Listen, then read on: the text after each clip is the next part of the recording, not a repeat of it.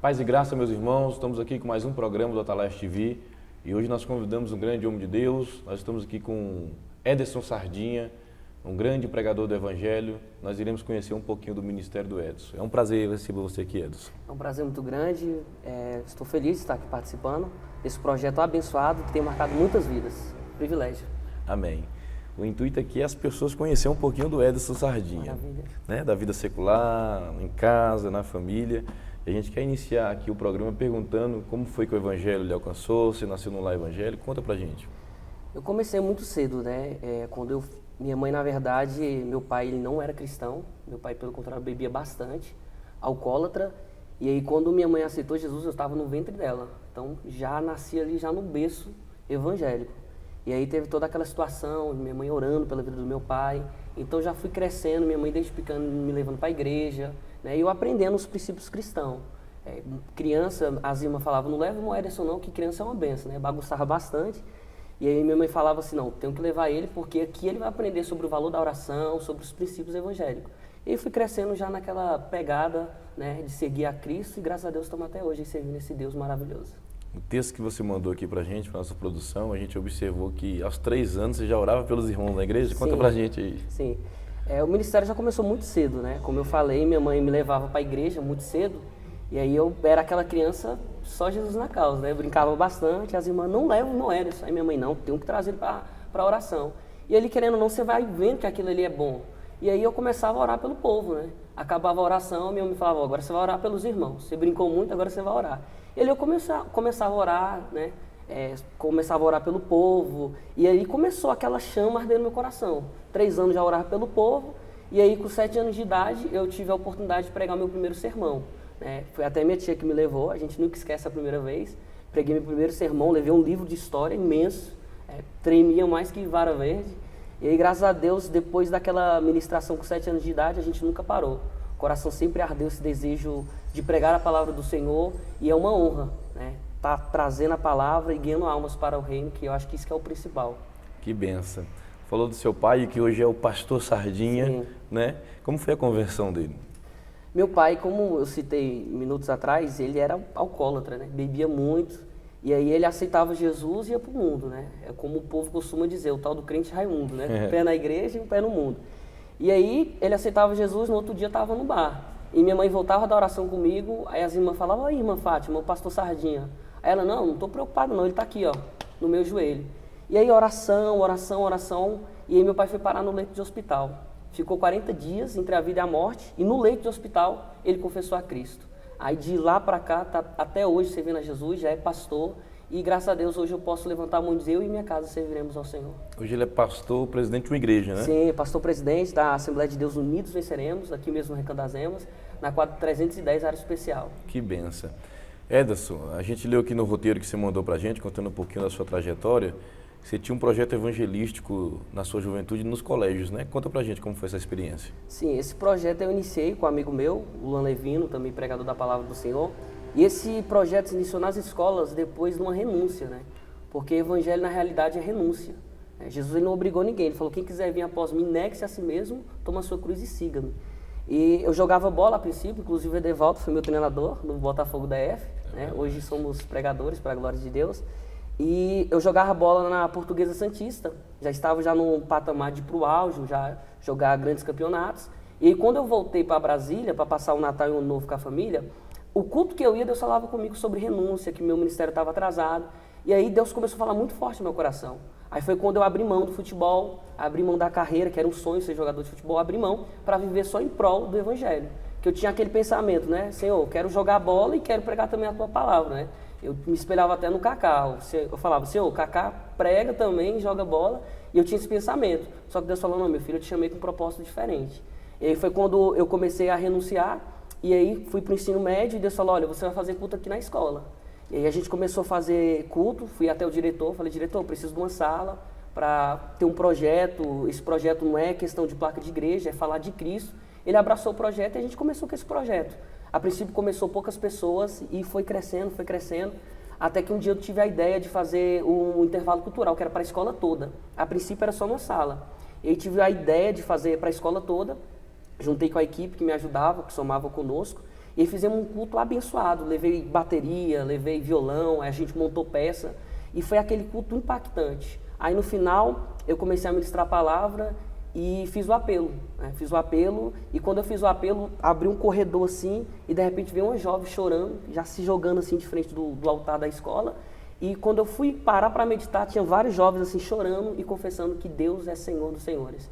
Então foi um projeto assim que até hoje tem vidas firmes na presença de Deus, graças a Deus e graças a esse projeto que marcou vidas, marcou minha vida também. E para a honra e glória do Senhor, foi muitas almas que se renderam aos pés do Senhor.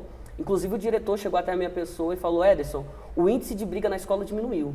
Eu falei: diretor, isso é a presença de Deus, porque a presença de Deus ela causa isso. Então, para a honra e glória do Senhor, o Jump, Jovem Unidos pelo mesmo propósito, foi um projeto que marcou vidas e, para a glória de Deus, ainda tem vidas hoje firmes graças a esse projeto. Que benção, coisa linda.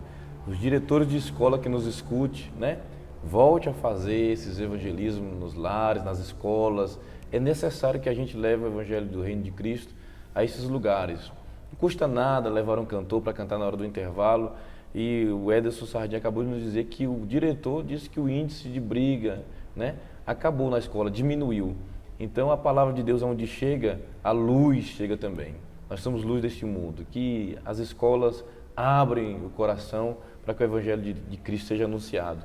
Ederson, deixa eu lhe perguntar, conta uma experiência que você passou nessa trajetória cristã, né, dos 3 anos até hoje. Hoje você está com 23 anos. 23 anos, né, 20 anos aí de frente da obra de Deus. Conta uma experiência, uma situação difícil que você passou e hoje você superou ou está superando. A experiência mais marcante, uma das mais marcantes que eu tive na minha vida, no meu ministério, foi recente. 1 ano e 5 meses que eu perdi a minha mãe, que foi a mulher que me ensinou o princípio da oração, era a mulher que me levava para a escola dominical, era a mulher que não deixava eu ficar em casa, me levava para o ciclo de oração. E é um princípio até bíblico, né? Ensina a criança no caminho que deve andar, e quando ela estiver na idade avançada, ela não vai esquecer aquele princípio. Então foi uma situação muito difícil, um ano de perda, e aconteceu tudo de uma vez na minha vida, né? Eu tive uma frustração na área sentimental, na área material, a namorada foi embora, na época o chefe mandou embora da empresa também, e pouco tempo depois Deus levou minha mãe. A gente orando, clamando para Deus dar mais uma oportunidade, ela estava com câncer, só que aí foi a vontade de Deus, e aí Deus levou minha mãe, então foi uma situação muito difícil, porque foi uma mulher que foi a base da minha casa. Hoje eu posso levantar a mão e dizer: eu e a minha casa serviremos ao Senhor graças a uma mulher que orava, que intercedia, o esposo era alcoólatra, hoje é pastor, hoje os filhos tudo na presença de Deus.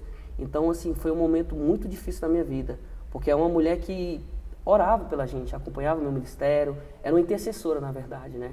E aí ninguém gosta de perder, né, Devaldo? É verdade. Se a gente for perguntar quem gosta de perder, ninguém vai dizer eu gosto, porque ninguém gosta de perder, perder dói.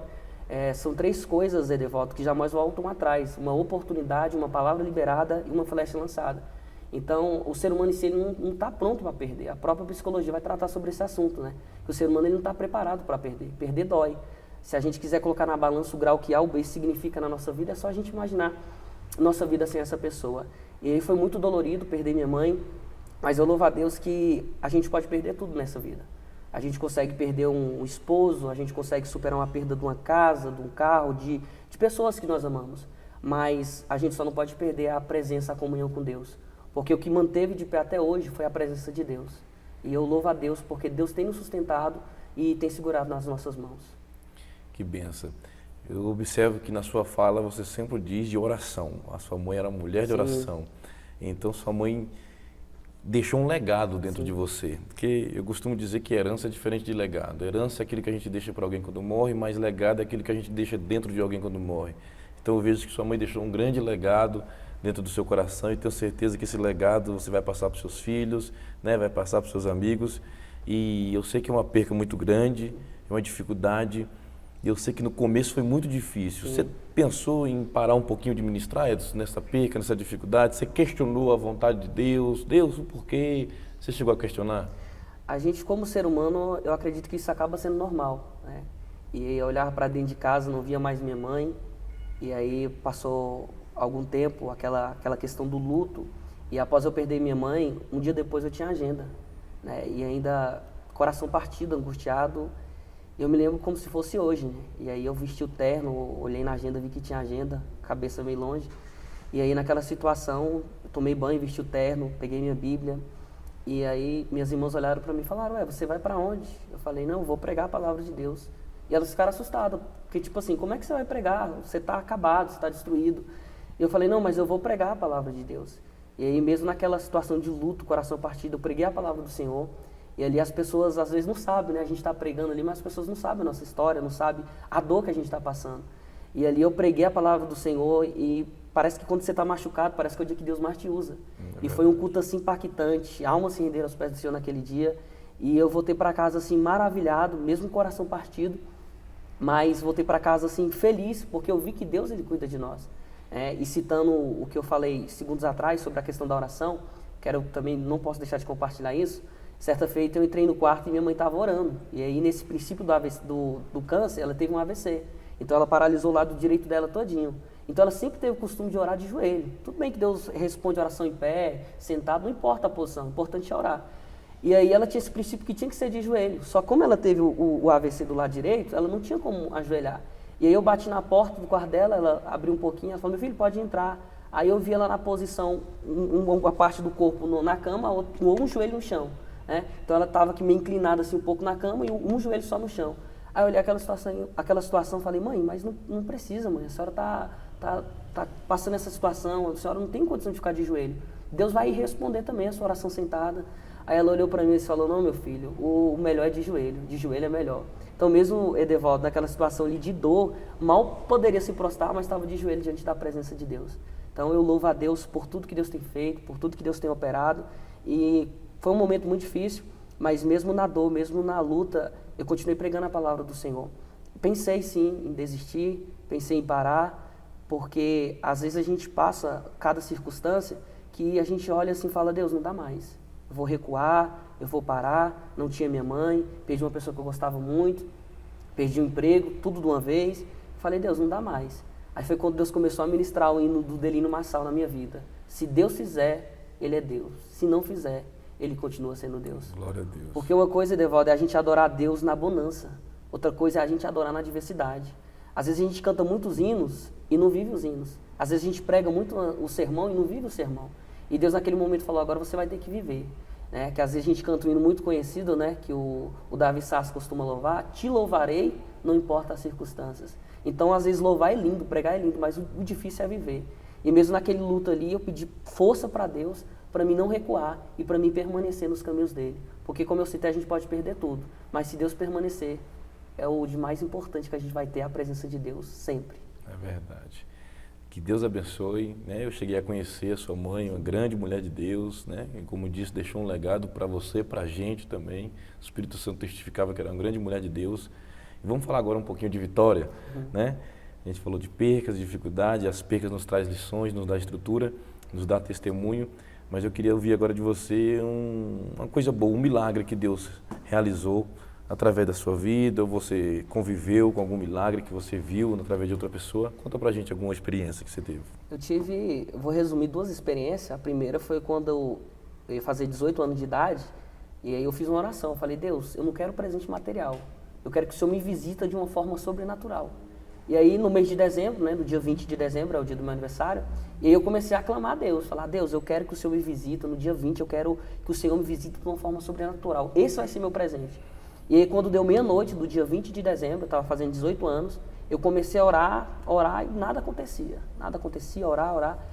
E quando chegou mais ou menos por volta das 2h30, 3 horas da manhã, literalmente eu senti o Espírito Santo de Deus no meu quarto, e aí eu chorava. Quando fui ver já era 6 horas da manhã e o sono tinha ido embora, eu não dormi, e foi uma experiência marcante na minha vida. A visitação do Espírito Santo de Deus foi o maior presente que eu tive. A segunda experiência que eu tive foi um sermão que eu ministrei na Igreja Batista. Aí passaram-se 3 anos e eu e o irmão, acabou o culto, ele falou, Ederson, eu preciso falar com você. Pois não. Aí ele falou, olha, no dia tal, 3 anos atrás você pregou um sermão e naquele dia eu ia acabar com a minha vida, eu ia separar da minha esposa, enfim, não tinha mais jeito para mim, eu entrei dentro daquela igreja destruído, ouvi aquela mensagem, eu lembro até o sermão que eu preguei sobre a aflição da alma. E segundo ele me informou, falou, olha, depois daquela mensagem eu cheguei em casa, falei com Deus, falei com a minha esposa, Deus restituiu meu casamento, eu ia tirar minha vida, para mim não tinha mais jeito, não tinha mais solução. E depois daquela mensagem ministrada, eu senti o Espírito Santo de Deus falando no meu coração, porque é Ele que convence, né? E ali Deus restituiu meu casamento, eu não tirei minha vida e hoje nós estamos uma benção, já tivemos até um filho. E para a glória de Deus, hoje até quando eu estou ministrando, ele me vê, ele me abraça e fala, Ederson, continua, porque Deus ele é na sua vida. Então a gente fica maravilhado com isso, né? Saber que tem os frutos, né? Tem os frutos. A gente prega ali e não sabe, muitas das vezes, que o Espírito Santo de Deus ele está gerando na vida das pessoas, né? Então essa vida foi alcançada, a família foi alcançada, não por mim, mas pelo poder do Espírito Santo. Porque na realidade a gente é só vaso, né? A gente é só vaso, a gente só é instrumento e quem faz a obra é o Espírito Santo de Deus. Então foi uma experiência marcante, Deus salvou um casamento, Deus salvou uma família e essa família está firme até hoje, graças ao Espírito Santo de Deus. É verdade. Que benção. Hoje você está fazendo parte de qual ministério, Ederson? Hoje eu estou na Assembleia de Deus de Brasília, o pastor Dário Orlando, né? Quero até mandar um abraço para o pastor Dário, pastora Miriam, na Assembleia de Deus de Brasília, no Setor 1, a nossa sede fica em Itaguatinga ali com o pastor Sival Xavier. Amém. Você tem quantos irmãos? Eu tenho 5 irmãos, glória a Deus, todos na presença de Deus. Mamãe foi, mas a família ficou todinha na presença de Deus. E algum dos irmãos que prega, que canta? Sim, eu tenho um de 12 anos de idade, não dorme sem orar, ele não dorme sem ler a Bíblia, já começou a ministrando. Eu tenho um púlpito lá no meu quarto, né? E ele tem o costume de ficar ministrando, né? Às vezes fica até me imitando, pregando. E aí tem um de 16 anos, começou a pregar, né? Não está tão fluente, mas também prega a palavra. E tem minhas irmãs também que cantam para a glória de Deus. Que benção. Casa de profeta. Casa de profeta. Que Graças Deus abençoe. a Deus. Vamos falar um pouquinho da área sentimental. Tá casado, tá noivo, tá namorando, como é que é? Tá orando? Eu tô no Salmo 40. Esperei com eu paciência. tô esperando com paciência no Senhor, mas creio que Deus ele não demora, Deus ele capricha. Então, eu vou continuar na fila da promessa e sei que o melhor de Deus está por vir na minha vida. Amém. Ederson, foi um prazer receber você aqui. Tenho certeza que essas experiências que você contou aqui no nosso programa vai edificar a fé de muita gente. Graças a Deus. Vai estruturar muita gente que está pregando, está perdendo talvez algumas coisas. Você que nos escuta talvez é um pregador do Evangelho, perdeu um ente querido, mas o Ederson não parou, né? Perdeu uma mãe, um pedaço da gente foi embora, né? Mas ele continuou pregando, continuou fazendo a obra de Deus. E o que a gente pega aqui de experiência é que poucos dias, um dia após a morte, ele estava pregando o Evangelho de Cristo, mesmo ferido, estava sendo um instrumento para curar alguém. Então que você que talvez está perdendo algo, está debaixo de muita luta, continue avançando. Esse testemunho vai edificar a fé de muita gente e eu tenho certeza que vai falar com você aí do outro lado da telinha. Ederson, como é que faz para as pessoas lhe levar na igreja, lhe convidar para ministrar? Queria que você deixasse o contato do WhatsApp, da rede social, para que os irmãos possam entrar em contato com você para te levar, para anunciar o Evangelho. Amém. De já eu quero agradecer a Deus por essa oportunidade, por estar fazendo parte desse projeto. Sempre quando nós temos a oportunidade, a gente está somando com o projeto. Edevaldo é uma benção, já é um amigo de longas datas, né? Tempo de futebol, meu ex-treinador, hoje líder do projeto Abençoado. Então nós somos gratos a Deus por estar aqui, somando com esse projeto. E o nosso contato é 993 37 8804. Aí Facebook, Instagram é Ederson Sardinha. Às vezes o pessoal pergunta se Sardinha é apelido. Não, é nome mesmo, viu? Ederson Sardinha é nome mesmo. E eu quero finalizar, Edevaldo, só deixando uma palavra de Martin Luther King, que ele dizia assim: se não puder voar, corra. Se não puder correr, ande. Se não puder andar, rasteje. Mas continue em frente de qualquer jeito. Então, independente da circunstância, independente das lutas, independente das adversidades, que você possa perseverar. Perca tudo, mas não queira perder a comunhão com Deus. Porque Deus, na nossa vida, nós somos muito mais que vencedores. Amém. Nós trouxemos aqui algo simbólico, é o CD da cantora Luciana Oliveira, você já conhece, uma grande mulher de Deus, tem 10 louvores aqui, com certeza vai abençoar a sua casa, talvez você dirigindo em direção às agendas, vai escutando Luciana Oliveira e tenho certeza que o nome de Deus será glorificado. É uma forma simbólica de lhe abençoar e agradecer por ter atendido o nosso convite. Obrigado, Edevaldo. Deus abençoe, Deus meu abençoe. irmão. A paz do Senhor, meus irmãos. Edevaldo Barbosa, sou presidente do Projeto Atalaias. Estou gravando esse vídeo para lhe convidar a se inscrever no nosso canal. Dê o seu link lá no sininho para receber as notificações e você pode ser nosso convidado especial. Não fique de fora, ore pelo nosso projeto e Deus tem feito maravilhas. Até aqui nos ajudou o Senhor. Amém?